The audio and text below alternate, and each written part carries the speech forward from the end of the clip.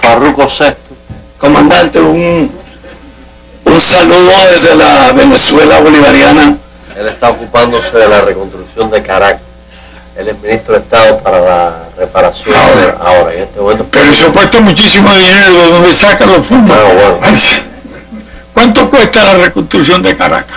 No, estamos haciendo los planes. Nos encontramos con una dificultad, comandante, que todos los sistemas de planificación que conocemos, prácticamente sin excepción, aceptan la estructura social de la ciudad como está. Es decir, la ciudad expresa en su morfología la estructura de las clases sociales. Entonces, todos los planes son técnicos, académicos, muy poco proactivos, y la transformación de una ciudad necesitaría muchos recursos, no es fácil, pero además tienen ese otro inconveniente de que aceptan la realidad, y es lo que quieren, es resolver los problemas funcionales. Eso para una revolución no es suficiente. Tenemos que reinventar la manera de hacer un urbanismo. Y me imagino que el gobernador no coopera mucho contigo en la reconstrucción, ¿verdad? El gobernador no pinta nada. Ese. ¿Cómo que no pinta nada así, bueno? Bueno, no, ese es el alcalde mayor. Acuérdese que... Pero tú no es la gran Caracas. Sí, no, pero bueno. O tú estás en la Caracas donde está el palacio. Yo estoy, la tarea es para la Gran Caracas, pero... la Gran Caracas me imagino que es todo, la parte de Miranda y la parte... Sí, todo lo que es la Caracas... ¿Cuántos habitantes tiene? Se aproxima a los 5 millones ya. ¿Y el agua? ¿De dónde viene? El agua, bueno, Caracas está llena de dificultades, es una larga historia. Es una ciudad que creció muy mal, siguió el modelo de crecimiento gringo, y sus ordenanzas se hicieron en un momento dado por asesoría de un arquitecto californiano. Entonces, bueno, es muy complicado una reconstrucción de Caracas, realmente muy complicado. Pero bueno, eso es... ¿Cuántos automóviles tiene Caracas? ¿Cuántos? Automóviles. No, eso es una locura. La gente llegaría caminando antes que... ¿Cuánto vale la gasolina? La gasolina vale muchísimo menos que el agua mineral. Claro, te iba a preguntar. Mucho menos. Con lo que cuesta una botella de esta se compra ahí. No, casi se llena medio tanque de gasolina. Un tanque. $2. Con un dólar, lo que serían 4.30 bolívares, se llena un tanque de un vehículo promedio. Y es fenómeno. Pero bueno, pero están haciendo ferrocarriles ahora. Estamos haciendo ferrocarriles. Con los chinos. Sí. Pero que están ayudando a invertir los chinos. Así es. Están llevándolo donde Azulia, a donde están llevando el primer ferrocarril. Y todo el eje norte llanero, porque como usted sabe, la población de Venezuela está concentrada en el norte y los estados andinos, ¿no? Si uno ve una imagen de satélite de noche, ve la concentración de las luces toda en la costa. Y un país de casi 1 millón de kilómetros cuadrados, hay estados enormes que tienen 400 millones de kilómetros cuadrados. 960.000 creo que tiene kilómetros cuadrados. Así es. Casi 1 millón. Así es. Con las aguas territoriales llega al millón. Pasa. Que el presidente está haciendo mucho énfasis en eso. ¿No? Claro. Ahora, ustedes no se desanimen. El país, bueno, yo comprendo lo que tienen que luchar ustedes allí. Es una lucha dura. Pero sé que yo creo que lo que ustedes están haciendo ya no lo puede hacer nadie, nada más que ustedes y nada más que Chávez. Ahora, en realidad, ya te digo, no solo veo se llama Telesur, veo también la Venezuela, son los dos. Chávez está hablando, no lo pude ver hoy por culpa de ustedes. tenía que venir para acá, pero está haciendo un esfuerzo enorme. Y yo espero que no se desanimen ustedes por ninguna dificultad allí. No, no, comandante, jamás. Porque depende mucho de lo que va a ocurrir en el resto de América Latina. Depende de lo que están haciendo. Han logrado, para mí es un milagro que han logrado el CELAC. ¿Sí? Han logrado Es algo unir. importantísimo. Y sin la cooperación de Venezuela, ¿qué sería el destino de esos países del Caribe? Pagando $100 por el petróleo. No, eso ha salvado a estos países. Ha sido de una importancia enorme.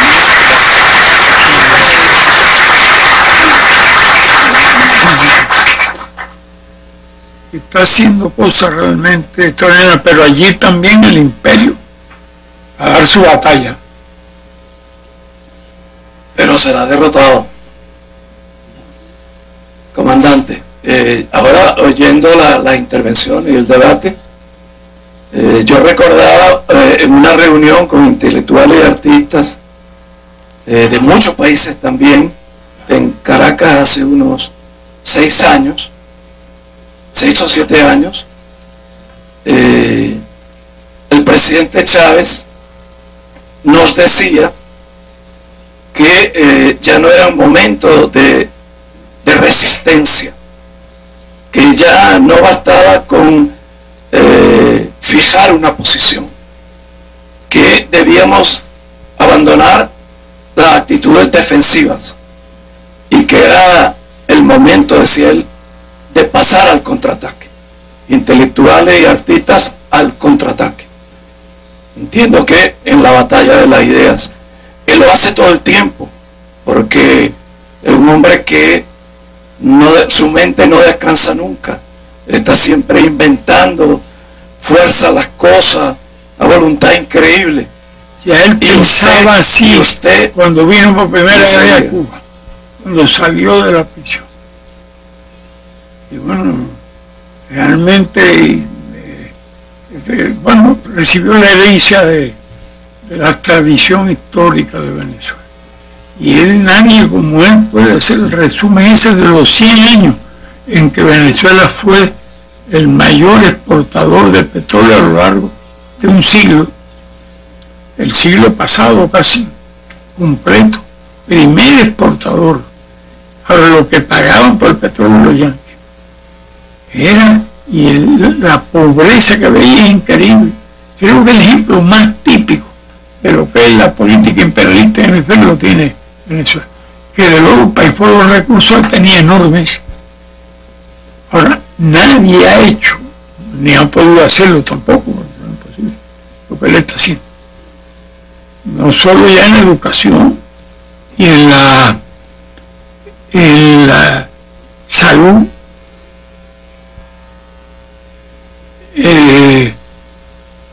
lo que está haciendo por todos los sectores.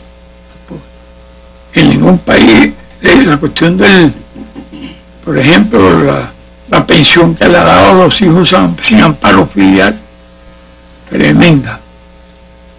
Esa es una de las cosas notables. Las viviendas de la contribuyente. Ninguna familia de esa, como le explica, había tenido jamás una vivienda. Y ahora está haciendo, hizo las 150.000 que lo hicieron ustedes, y ahora va a ser a 200. ¿Cuánto es la que tiene para este año? 200.000, como meta 300.000 el año que por viene. lo menos el programa que tiene, la única forma en que esa gente podía tener un apartamento allí en Caracas y en cualquier lugar es esa. Así es. Las pensiones para toda la gente por edad, porque no, primero protegió las pensiones con el equivalente al salario mínimo de la pensión más pequeña. Y lo segundo, que todas las personas que no pudieron, que trabajaron como domésticos y todo eso, les dan una pensión. Entonces los beneficios que significa para los muchachos y para la familia, con la vivienda, con las pensiones, con la protección esa, la atención a los niños que tienen problemas, la educación y la salud no lo ha hecho. Realmente te lo digo, pues se fue nuestra tarea aquí. Y yo creo que lo que está haciendo él no solo lo podía hacer Venezuela. Es un país de los más saqueados. ¿Cuántos se han llevado de allí? Por lo menos 1 millón de millones, cuando los dólares valían más. En este momento, una onza Troy vale 1.750, si tú la divides entre 35, es 50 veces exactamente el valor que tenía el dólar cuando tenía el oro. Era el límite de la emisión de billetes, y es lo que valía una onza Troy. Hoy una onza Troy a 1.750 veces está por arriba, es 50 veces lo que valía hasta Nixon. Se lo presentó como una cosa revolucionaria. Se declaró el derecho revolucionario, entre 100 comillas, de emitir el billete, y de entonces han comprado el mundo con papeles. Pero bueno, la reserva donde está, en Estados Unidos, el oro está allí. Y era el país que tenía casi el 80% del oro del mundo cuando se acabó la guerra. Y hoy, bueno, cuando lo de Bretton Woods, estaba Roosevelt todavía vivo, y desde Nixon, que declaró, suspendió la conversión, el limitante a la impresión de billetes.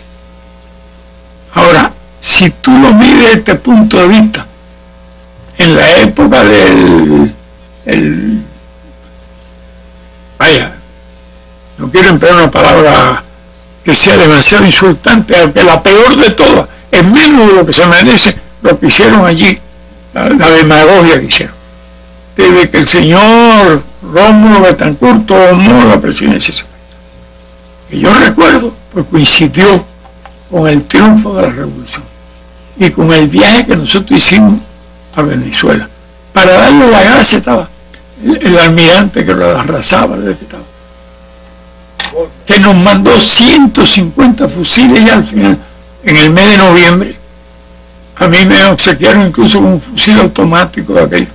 Yo dejé mi mirilla telescópica el último mes, porque tenía el fusil ese, y nos pusieron fusiles cara, bueno, fusiles, pero lo que valía sobre todo era lo que hizo, pues se atrevieron a mandarnos las armas aquellas, armas, balas, no, Venezuela. Yo fui a dar las gracias. Además fue el país que más solidaridad mostró con Cuba, y después se convirtió peor que Estados Unidos. Lo que hizo Estados Unidos y lo que hicieron ellos. Con relación a Cuba, lo que más apoyaron el bloqueo, lo que más odio pusieron, porque era un rencoroso, un vanidoso, y no puede decir que ignoraba, porque estos fueron, Rómulo Betancourt fue miembro del buró político del Partido Comunista de Costa Rica, y a decir que tiene una formación marxista. Que usted nunca haya oído hablar de marxismo, de revolución o de socialismo, es una cosa, y que usted abandone esa posición para hacer lo que hizo con relación a Cuba. Y yo me recuerdo, llegué, acababa de llevarse unas elecciones, ahí funcionaban todos los aparatos hechos. Caracas votó contra Rómulo Betancourt, y entonces lo habían elegido a él, pero en aquella época la maquinaria política logró el éxito en el interior de Venezuela, pero en Caracas siempre la inmensa mayoría votó contra Rómulo Betancourt. Yo estaba de visitante para dar las gracias. Te conté lo que me pasó allí con Pablo Neruda. Bueno, y hablé en la universidad también. Conversé con él, pero me quedó otro remedio. Pero cuando yo voy a la Plaza del Silencio, hay una multitud como de 300.000 personas. Nunca había visto una multitud tan grande. Y cuando yo, cortésmente y un poco inocentemente, puesto que era la democracia en Venezuela y habían elegido a este señor presidente, no me quedó más remedio que mencionar al presidente respetuosamente. Y cuando lo mencioné, se estalló una rechifla allí de los 300.000. Horrible. Bueno, yo tuve que criticar a la gente. Pero bueno, yo vine aquí, yo no puedo mantenerme en la política interna, en el asunto de ustedes. En la Plaza del Silencio, estaba en los edificios recién construidos, me encontré ya que había una autopista, iba de La Guaira para allá. Yo había estado antes en el año 48, cuando siempre me tocaba a mí algo. Me tocó conocer a Gaitán, estábamos organizando un congreso y matan a Gaitán. Bueno, armado allí fue la primera acción revolucionaria que yo tuve con los estudiantes, que todos eran gaitanistas. Y Gaitán era una persona ilustre, inteligente, pero costumbre diferente. Aquí no se conocía otra cosa que los insultos. Pero aquí él hizo un desfile, la oración del silencio, un desfile en silencio de cantidad enorme de gente, unió a todo el partido, iba a ganar la presidencia. Pero yo me quedé asombrado, había un periódico, 40 muertos, 50 muertos, campesinos ya estaban matando gente a montón. Y a mí me llamaba la atención aquello, en Cuba no podía pasar eso, con todo lo horrible que era el gobierno de este país, no podía ver eso. Y entonces hicimos contacto con Gaitán, nos estaba apoyando. Iba a participar en el congreso que estábamos haciendo en el estadio de Cundinamarca, en un estadio. Eso significaba que aquel congreso que estábamos organizando de estudiantes iba a tener un apoyo muy grande. Yo estaba citado a las 2 de la tarde, no había citado. Y estábamos esperando que llegara la hora. Cuando empieza a correr la noticia, mataron a Gaitán. Y aquello fue una cosa que nadie lo organizó, estalló aquello, empezaron a romperlo todo, vidriera. Yo me recuerdo que hablaba mío, veía a la gente corriendo, mataron a Gaitán. Entonces, había uno tratando de romper una máquina, dándole patadas a una máquina que digo, espérate chico, pan, y la tiro así para arriba. Cayó, se desarmó, y yo cogí un hierrito y se fue mi primer arma. Me voy para la calle 7, ahí yo no, era así, y de ahí, y fuimos a la estación de policía y la tomamos.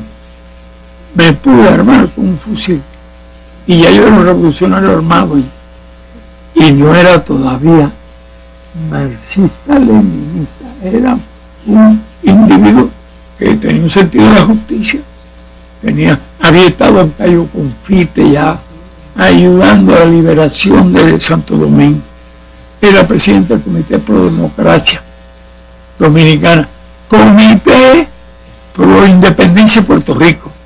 Me dieron unos palos un día allí, en un acto en la embajada del diablo.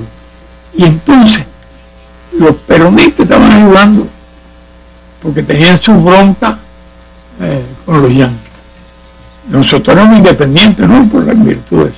Entonces, y se me ocurrió, hice un disparate, cuando el avión, era un avión de esos lecheros, a secar en Santo Domingo, yo me bajo, y ahí estaba Trujillo, no sé cómo no se le ocurrió agarrarme y dejarme allí ya. El avión yo, y así llegué a Caracas, por una callejuela, que era la carretera que iba hasta Caracas.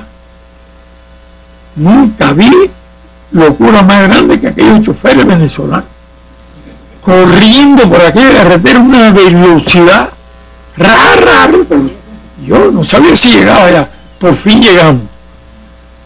Por el camino que había.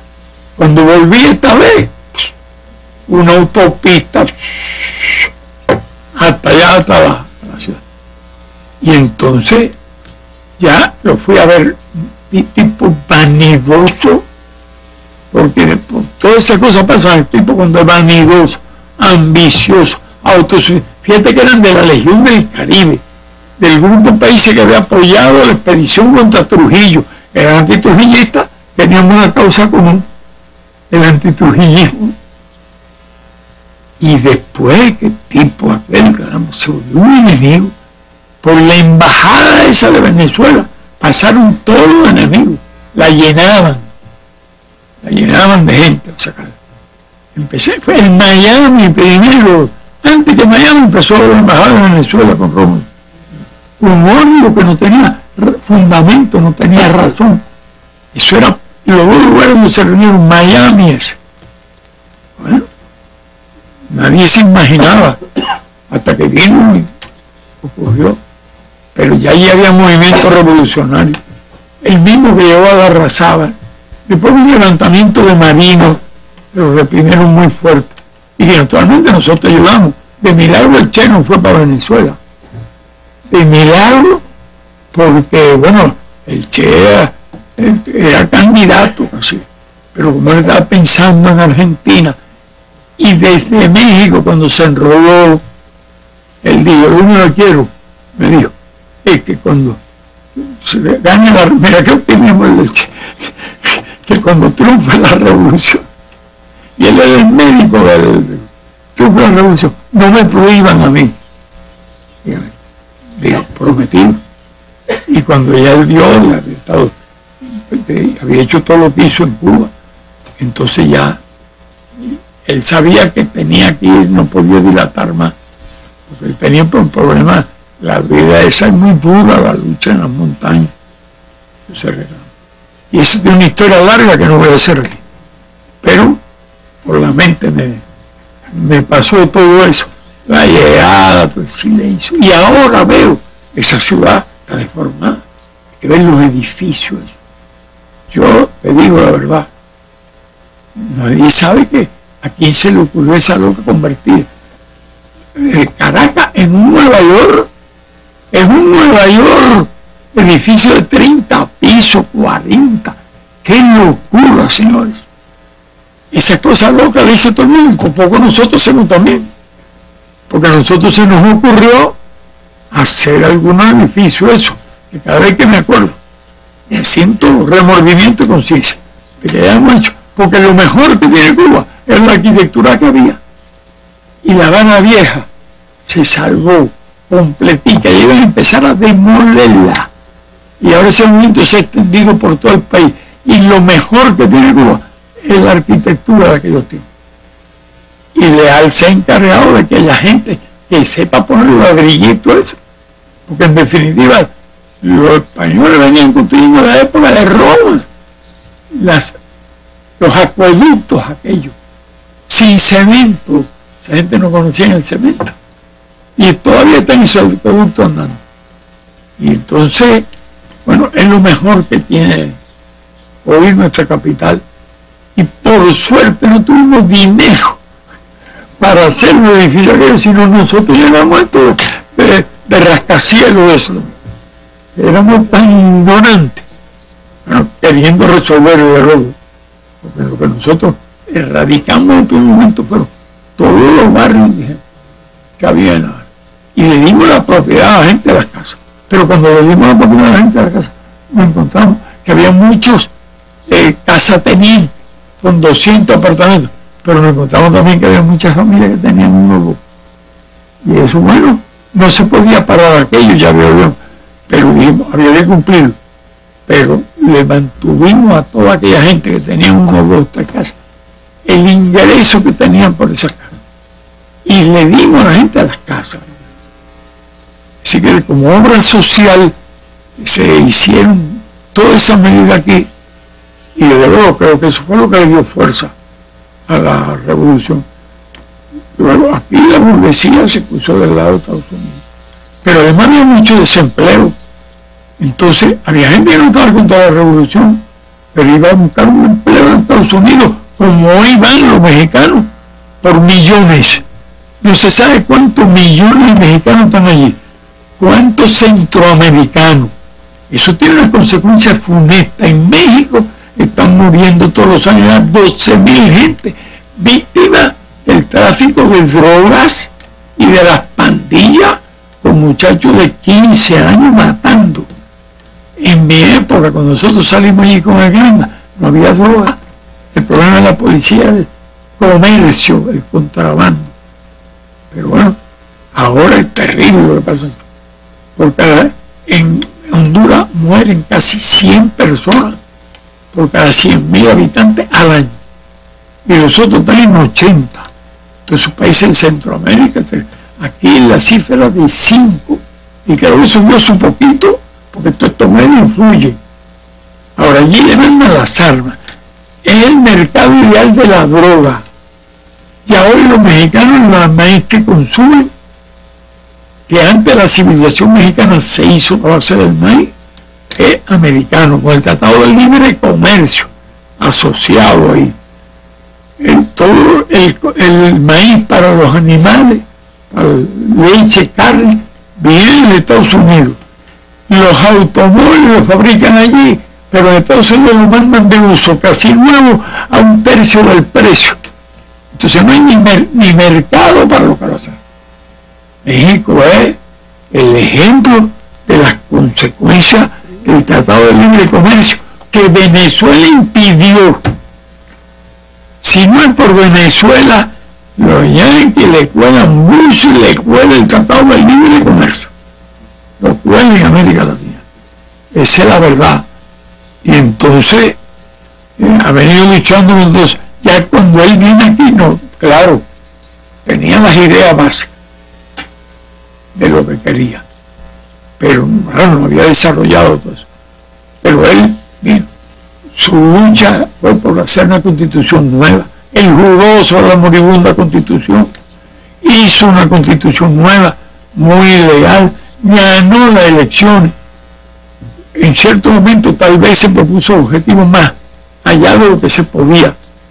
Nunca tuvo el apoyo que tiene ahora. Y yo lo digo por los datos, por lo que veo, lo veo en los rostros de la gente. Pero tiene que ver no el rostro de la gente, si es sincero o no. Y él cuando dice, más nunca van a tomar, pero él mismo dice en el Parlamento, si el día de las elecciones una mayoría de ciudadanos vota por el candidato contrario, le entrego el poder. Lo dice y lo hace. Ahora, yo no sé si los demás lo entreguen. Si yo fuera venezolano, más nunca me gobierna un tipo de eso. Un gobierno de eso más nunca. Y me imagino que hay millones de gente que no van a poder gobernar. Y se ve quién gobierne. Y no es. Entonces, y ese es haciendo un esfuerzo y una memoria privilegiada. Y las ideas muy claritas, es un gran expositor. La música, cuando le dan por cantar, canta, hace lo que quiere. Y de verdad que está haciendo una cosa de mucha importancia, pero también leo y escucho las campañas que le hacen. Pero son pérfidos, han inventado unas elecciones para ver quién gana, quién es el candidato, y están tratando de dividir las Fuerzas Armadas, las intrigas, todo el aparato ese de publicidad de la que habló Ramón y han hablado ustedes aquí, es lo que está disparando contra Chávez en Venezuela. Y yo pienso que no hay. Entonces, desde luego, él no se cuida. A decir verdad, le hace esfuerzo que sobrepasa lo que debe hacer. Está para arriba y para abajo, horas interminables. Eso, y yo no sé cómo se va. Pues se ocupa de todos los detalles. Tiene un montón de gente buenísima, en verdad, trabajando.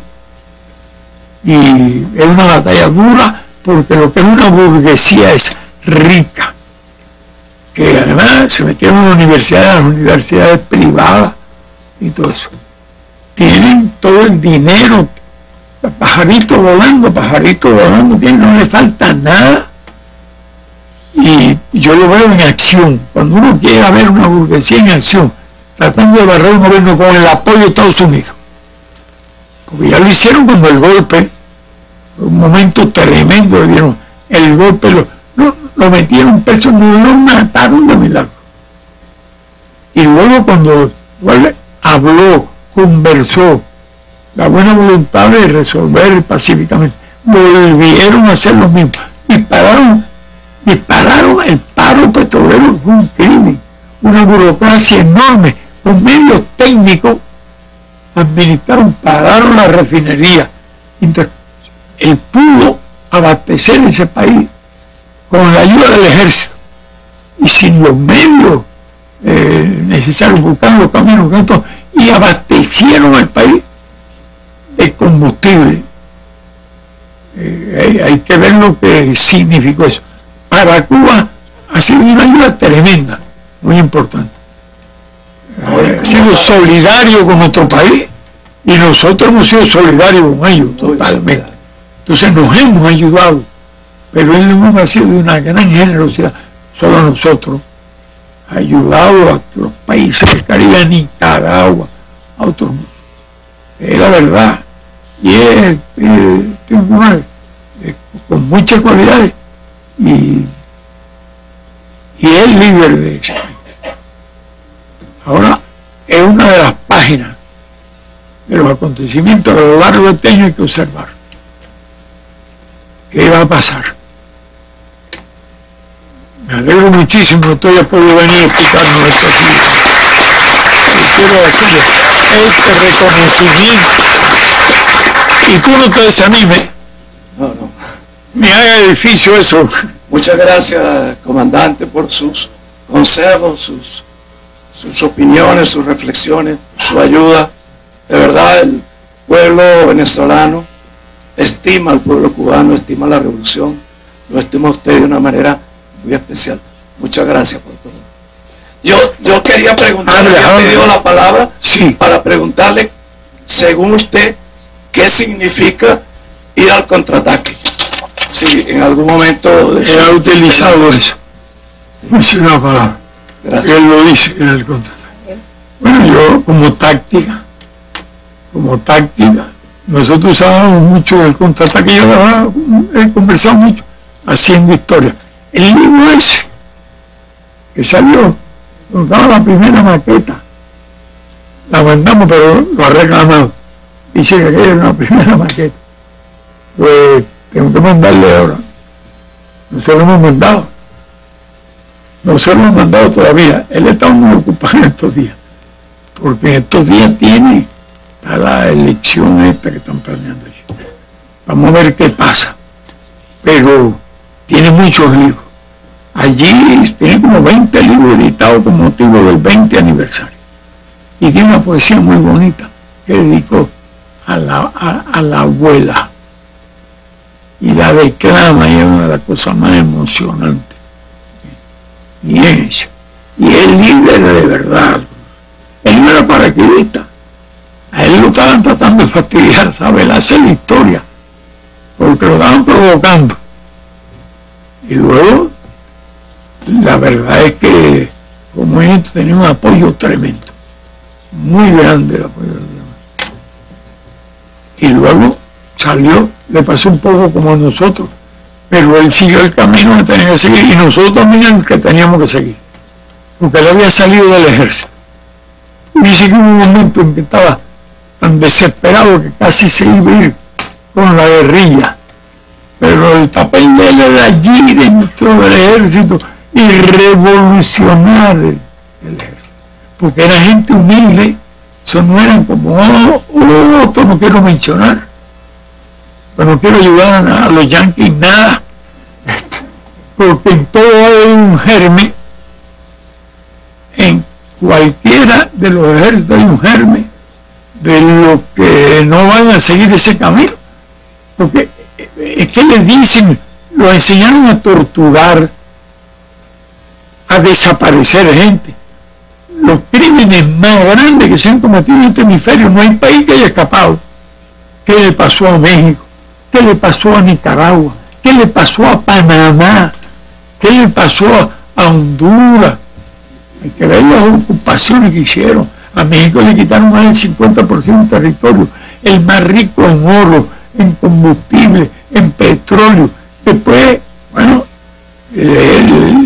ahora le han puesto el Tratado de Libre Comercio. No hay espacio ni para vivir bajo el imperio. Entonces, es una cuestión de vida o muerte para nuestro país. Es la situación en que estamos y por eso vamos a esperar, pero es una de las causas. Y de acuerdo con lo que dijimos, hay que luchar. No importa lo que somos todos, el deber que tenemos es luchar. ¿Qué más? Está bien. Muchas gracias. Sí, bueno. Ministra, adelante. Thank you. Good evening, Commander. Muchas gracias, buenas tardes. Saludos desde Jamaica y del Partido Nacional. One of the interesting phenomena about the globalization Uno de los fenómenos más interesantes de la globalización de la cultura and new media technologies y de los nuevos medios de comunicación is that the current technologies actually have the ability es que las tecnologías actuales for feedback.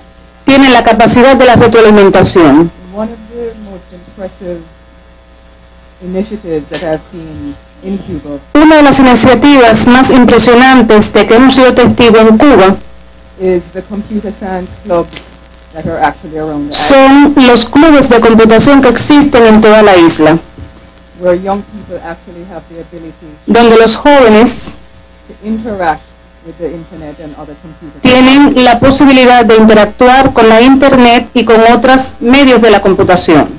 Over 7 million young people have visited these centers. Más de 7 millones de jóvenes han participado en estos clubes en toda la nación. If the world is to recognize Si el mundo benefits that the culture of Cuba has given not only to the people, but the Caribbean and the reconociera world, los beneficios que la cultura ha proporcionado no solamente al pueblo de Cuba, sino a los pueblos del mundo y de la región del Caribe, and the mission that the revolution continues to instill in people, así como la misión que la revolución, de que la revolución sigue imbuyendo a las personas, these messages have to be given to the world. estos mensajes deberían ser trasladados al mundo. At the moment, the technology does not have the ability En estos momentos, to connect in ways that would be able to upload those messages in a very systematic and la broad tecnología no nos permite contar con posibilidades de descargar toda esta información y de poder distribuirlas, fashion, because you're not able to plug into the cabling. porque no podemos conectarnos al cable que está prácticamente rodeando la isla de Cuba. My question to you Mi pregunta en este caso is, one of the new media technologies as well are actually the transnational telecommunication providers. es One of the new media technologies that the world has seen uno de los nuevos medios tecnológicos de que el mundo ha sido testigo. are the large transnational telecommunication service providers Son los grandes proveedores de servicios transnacionales en las comunicaciones who control these fiber optic cables. que controlan estos cables de fibra óptica. How will Cuba reconcile the tremendous talent ¿Cómo of the young Cuba people podría reconciliar este tremendo talento con que consta la juventud to give the messages to the world, para poder trasladar estos mensajes al mundo while at the same time finding the possibilities of y al propio increasing tiempo their broadband network? encontrar la posibilidad de ampliar el ancho de banda de la red? That's a question. But before I say Esta es una pregunta, pero many years ago I met you in Jamaica, quisiera decir que hace muchos años le conocí en Jamaica and you told me to go into politics. y me dijo que participara en la política. I am a second-term member of parliament, Soy en este momento miembro del Parlamento por segunda vez for the People's National Party. en representación del pueblo del Partido Popular Nacional. So I will take your instruction and go and study Spanish. Y por tanto voy a seguir sus instrucciones y voy a dedicarme a estudiar español. Thank you. Gracias.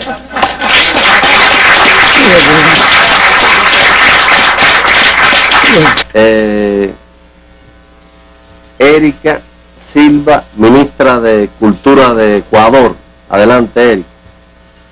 Comandante, verdaderamente un orgullo, un placer estar aquí frente a usted, escuchándole, viendo que está en perfecto estado de salud, lúcido. Un saludo de Ecuador, del presidente Rafael Correa. Quiero simplemente, bueno, también traje unos libros que quisiera, por favor, no sé si me puedo acercar a entregarlo. Bueno, cuando termine, como quiera. Bueno, yo, oyendo cosas tan interesantes como las que se han dicho hoy, tan importantes, pensaba que de alguna manera estábamos olvidándonos de ese momento importantísimo que está viviendo nuestro continente, en el que estamos justamente haciendo nuevas propuestas al mundo, estamos de alguna forma dando lecciones a los países que han aplicado ese modelo neoliberal terrible que nos ha depredado al mundo, nos depredó a nosotros como países que estuvimos viviendo en el Ecuador 2 décadas de la larga y triste noche neoliberal, como dice el presidente Correa, y sin embargo ahora estamos dando respuestas a este mundo y estamos dando lecciones en varios campos. Nos decían que no podíamos y estamos demostrando que sí podemos.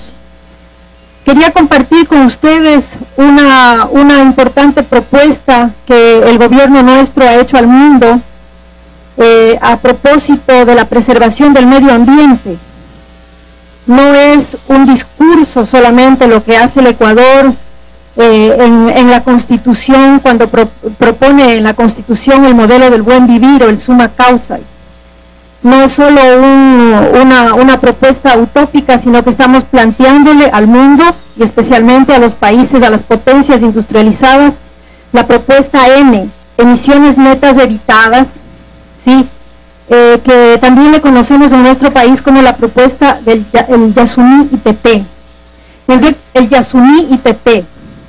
Yasuní es una reserva ecológica, digamos, de naturaleza pura, ¿sí? Es un bosque tropical, húmedo tropical, en donde viven pueblos no contactados, en donde viven y donde, digamos, utilizan esos recursos y ese bosque las comunidades nuestras ancestrales.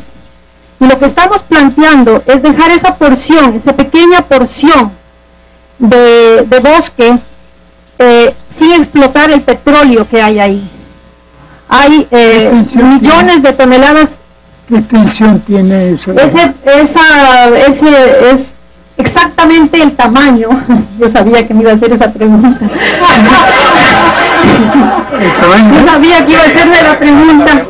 Y la verdad es que sabía que usted me iba a hacer esa pregunta y dije, bueno, le voy a mandar, como decía el compañero... ¿Es un municipio o una provincia? No, es en una provincia. Es en una provincia en la región amazónica. En la región amazónica es la zona... ¿Cuántas provincias amazónicas tienen ustedes? 5 provincias amazónicas. ¿Cuál es la mayor? Pastaza.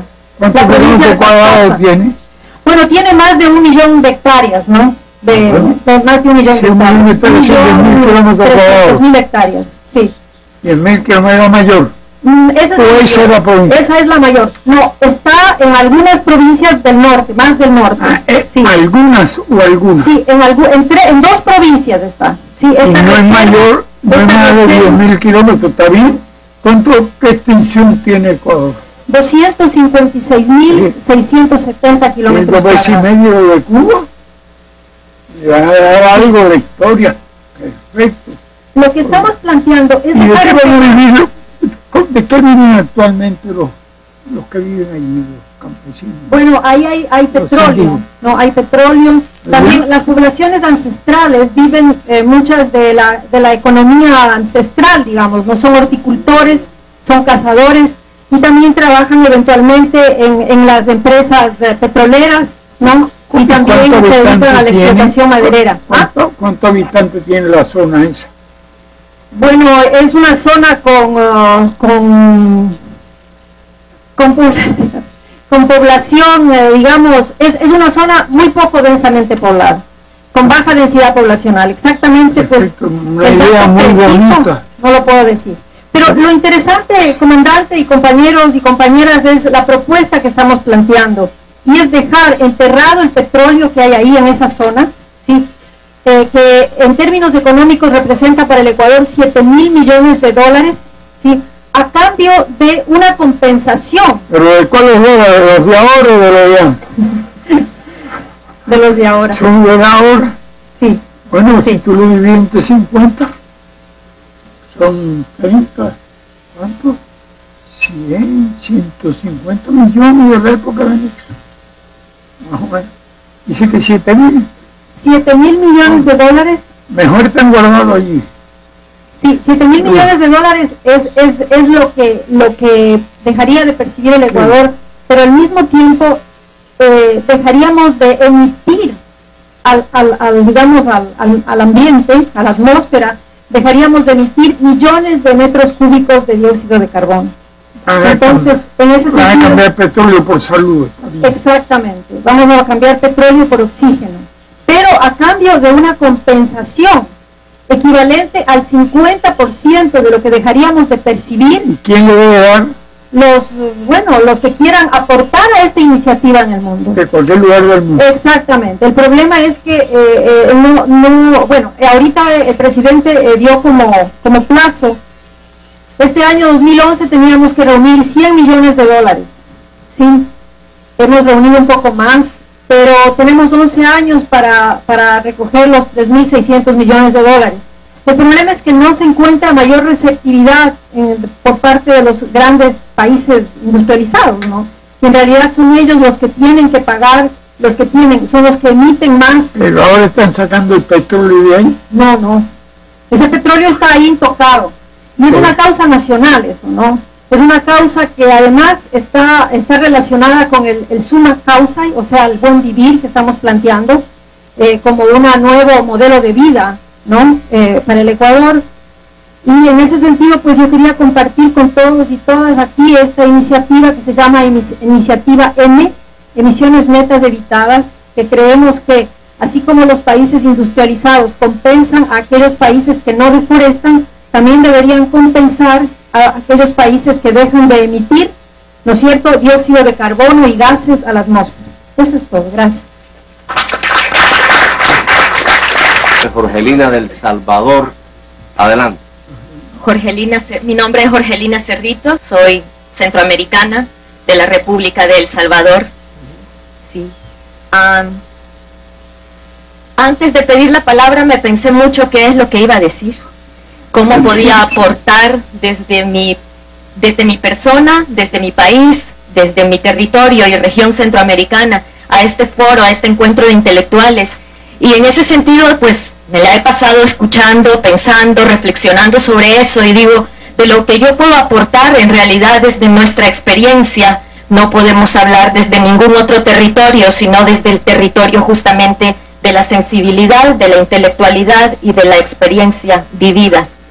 En ese sentido, yo voy a romper el protocolo y le voy a decir Fidel, porque soy parte de una generación... Yo me llamo de otra forma. Perfecto. Gracias.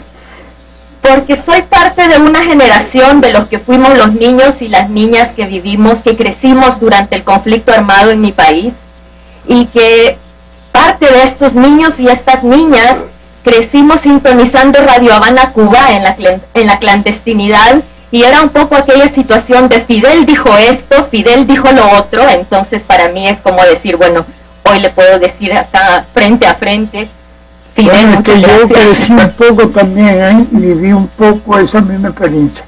Sí, yo sé que Cuba y El Salvador han sido países que han estado muy cerca, y pues en ese sentido yo quizás lo que quiero más que todo es dejar como la reflexión, ¿no? La invitación a que a no cejar en estos esfuerzos, porque nosotros como pueblo salvadoreño podemos hablar de lo que es una bomba en un territorio, en un cantón, en una aldea de nuestro país.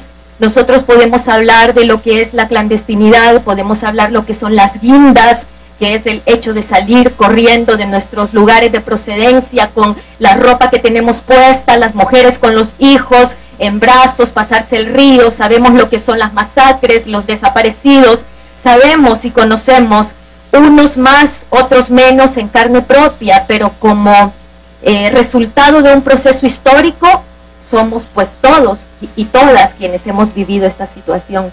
Entonces, en ese sentido, un foro, un encuentro como este, en donde se está proponiendo cómo evitar que nuevos niños, que nuevas bombas sigan cayendo en este planeta, independientemente del país donde esto suceda, pues es digno de elogio, de aplauso, como digo, de no cejar en ese esfuerzo y de continuarlo. Creo que nosotros, como intelectuales, en mi caso como artista, yo soy mujer del teatro, yo hago teatro, escribo teatro y de hecho estoy acá como resultado del Premio Casa de las Américas en Teatro en el 2010, y en ese sentido pues mi aporte tal vez no sea eminentemente desde la intelectualidad, pero sí desde el drama, desde los personajes, desde lo que el discurso poético teatral pueda aportar. Así que muchas gracias y bueno, pues nada más, de verdad, gracias a todos y a todas.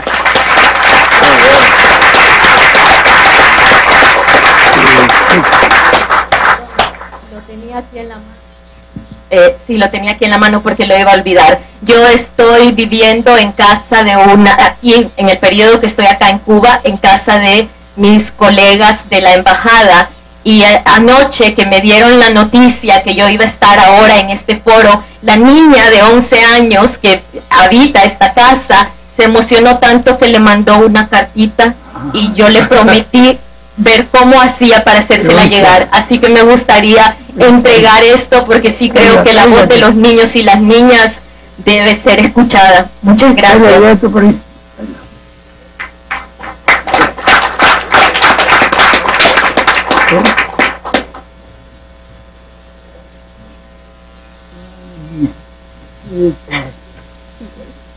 Y ustedes saben cómo se toma una brigada, la que tomaron ayer para el paraíso, la que tomaron la gente de este mismo ahora de vicepresidente. De Leonel.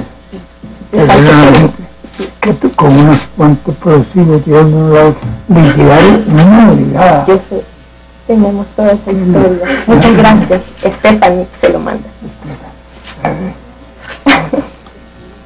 Pero está la carta aquí, ¿no? Sí, es una carta. Ella me dijo si puede se la da. Y yo cumplí. ¿Esta es la letra de ella? Esa es la letra de ella. Tiene 11 años. Tiene 11 años. Que la veré con calma. Perfecto. Le responderé. Muchas gracias a usted. Gracias. Te felicito por tu trabajo.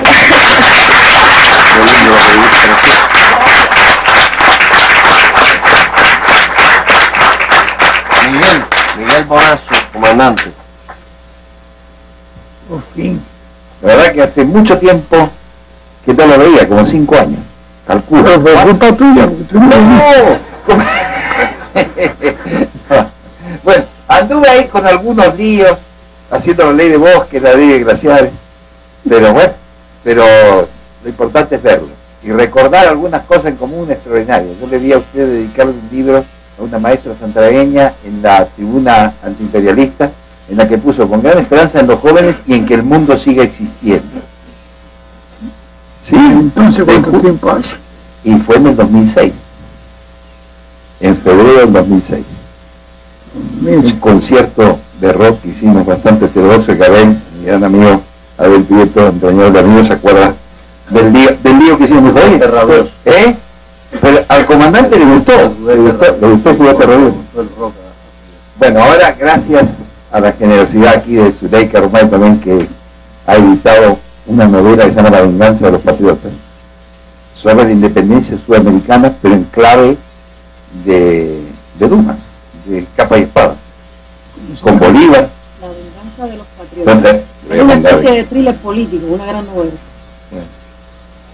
Y es al mismo tiempo una novela policíaca porque matan, asesinan a un gran patriota que iba a organizar el Congreso Anfictiónico de Panamá, Bernardo Monteagudo, que era la mano derecha política de Simón Bolívar, así como el mariscal Sucre, el gran mariscal de Ayacucho, fue la mano militar de Bolívar. Y las dos manos le fueron cortadas al Libertador, desgraciadamente. En la historia, esa venganza se pudo consumar cuando los rebeldes cubanos llegaron a La Habana el 2 de enero de 1959. Esa es la venganza del 8. El 8 de enero. Ah, bueno, no, pero no ya habían triunfado, ya había que en Santa Clara. Bueno, comandante, digo, ahí en el libro... Camilo estaba en Santa Clara. ¿Eh? El Chile y Camilo. Camilo llegaron antes porque estaba en Santa Clara. Bueno, no le hagan caso ni un cuartel, ni de ti. Llegaron, no hubo resistencia ni. Sí, sí.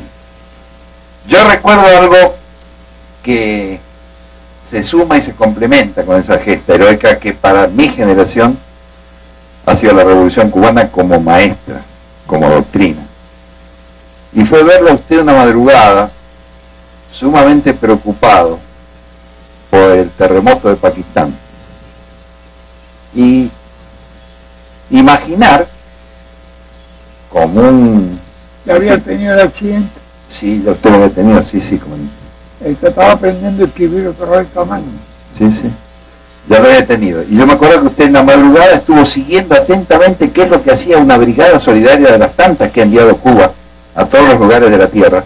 Y usted estaba siguiendo atentamente por teléfono qué estaba pasando en Pakistán y cómo los cubanos estaban ayudando a los pakistaníes. Pero recuerdo algo que me emocionó profundamente, que fue que usted me dijo, pero tú te das cuenta, ahora viene el invierno, viene el frío, miles y miles de personas que van a dejar sus casas, que han perdido sus casas, que han perdido todo en la montaña. Y bueno, y realmente cuando vino ese frío, la brigada de médicos y paramédicos cubanos estaba ahí. No se habían retirado algunas otras organizaciones que no mencionaré, digamos, ¿no?, internacionales, de médicos, sí, pero la brigada cubana estaba ahí presente. Y yo dije, es el único hombre de Estado que yo he conocido que tiene la imaginación, la capacidad de pensar sensiblemente, o sea, de sentir con profundo, bueno, ahí lo vi, no había retórica, ni ningún discurso, ni ninguna publicidad. Lo vi a usted realmente conmovido, y me conmuevo ahora de evocarlo, me conmuevo profundamente recordar esa sensibilidad suya por lo que le estaba pasando a hombres, mujeres, niños y ancianos de Pakistán. No sé si tú sabes que desde entonces están estudiando aquí casi 500 pakistaníes que ya están a punto de hacerse médicos. Tremendo estudiante. De aquella vez que le pedí. Alguien, el número exacto, ¿quién se recuerda? Por lo menos 500. Están en Santa Clara, trabajando en los hospitales. Y muy buenos médicos, que fue resultado de aquella cosa. ¿Tú lo sabías? Que ya había, que estaba aquí. No, este dato no lo conocía, comandante. Me acuerdo que el comienzo cuando usted me contó incluso que le había mandado un mensaje a Musharraf, sí, al presidente de Pakistán, solicitando la autorización correspondiente para que la brigada cubana, de las tantas, de la operación, como la operación Milagro, tenían de las tantas que han atendido a cientos de miles. España hacían escala por allá y de ahí seguían a Pakistán. Exacto. Bueno, eso muestra su humanidad que yo no he visto generalmente en el poder político. Lo digo con sinceridad, después de pasar 8 años por el Parlamento argentino, donde pudimos, por suerte, comandante, y siguiendo sus enseñanzas respecto al tema del medio ambiente, aprobar 2 leyes que creo que son fundamentales. La ley de bosques, que ha logrado detener la deforestación en la Argentina en un 60%. Habían allí pinos. En el noreste, ahí en la selva misionera, han precisamente tirado viejas especies, derrumbado viejas especies con topadoras, como los quebrachos y los algarrobos y demás, para precisamente plantar pinos. Es lo que decía Adolfo cuando hablaba de un bosque que no respeta la biodiversidad, es decir, de un bosque que es equivalente a un monocultivo. En este caso, digamos, en el noroeste, comandante, es el monocultivo de soja, y es otra cosa también muy mala que usted ha señalado muchas veces, que es la utilización del maíz, es decir, de un alimento humano para la biomasa, para el biodiesel, para el biocombustible. Es decir, para alimentar los tanques de gasolina, los tanques de los carros, y no el estómago de los hambrientos.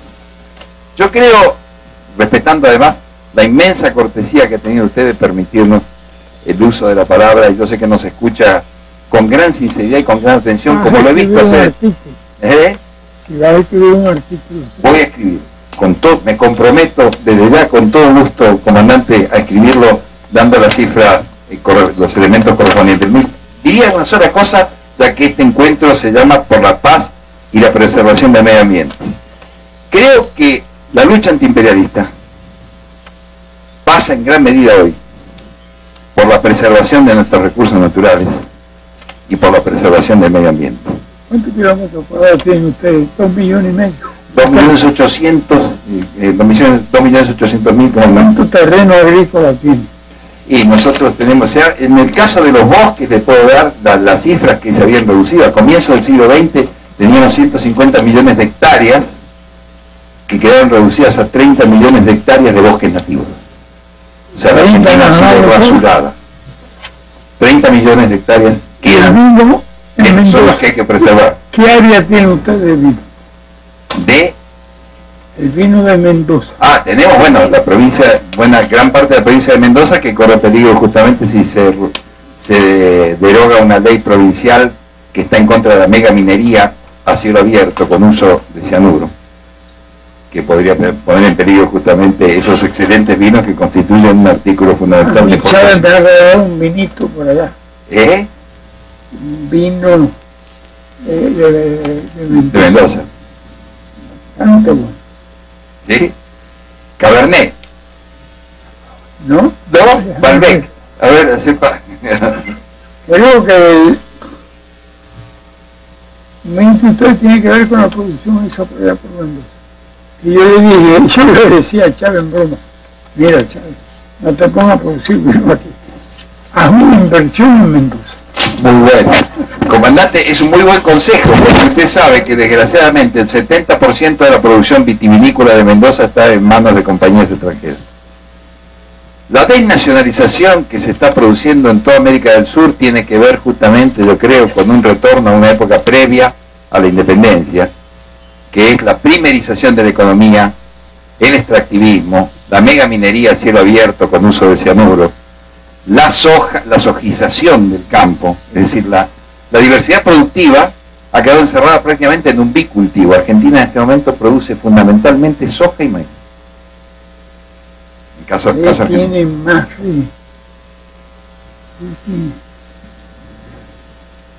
son 10.000, que 1.000.000 son 100 millones. Ustedes tienen como 250 millones de hectáreas agrícolas. Sí, correcto. De maíz, de trigo, de soya. Soya fundamental.